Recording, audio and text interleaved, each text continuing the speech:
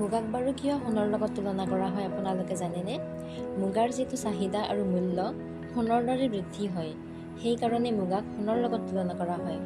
মোৰ মায়ে এই মুগাৰ কাপোৰযোৰ 30 বছৰ আগতে এগৰাকী বোৱনীৰ পৰা কিনিছিল আৰু মাৰ পৰা গম পাই মই আচৰিত হ'লোঁ।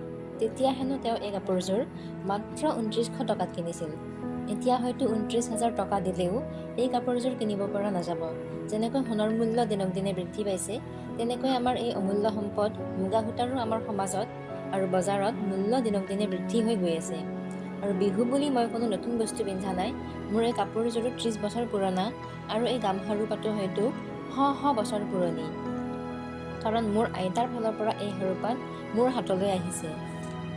মোৰ আইতাৰ আইতাক হাইৰুন্নেছাৰ পৰা এই সাৰুপাত পাইছিল মাখন বেগমে, আৰু তেওঁৰে জীয়ৰী অৰ্থাৎ মোৰ আইতা ইলিমা বেগমৰ এসময়ত হাত শুৱনি কৰিছিল এই বাঁহৰ পটুৱা গামখাৰুযোৰে। পিছত মোৰ মা লাইলা হাছানৰ পৰা মই এই অমূল্য সম্পদবিধ লাভ কৰিলোঁ। বহুত পুৰণি আৰু প্ৰকৃত অসমীয়া গহনা হয় মোৰ এই গামখাৰুযোৰ। ইয়াৰ ডিজাইনটো কিমান সুন্দৰ আপোনালোকে দেখিছেনে? পুৰণা হ'লেও কিন্তু এইকেইটা সম্পদ মোৰ বাবে অমূল্য, কাৰণ মোৰ পূৰ্বজৰ কিছু নহয় কিছু অংশ ইয়াত সোমাই আছে। আশা কৰোঁ আপোনালোকে মোৰ এই ভিডিঅ'টো চাই ভাল পালে।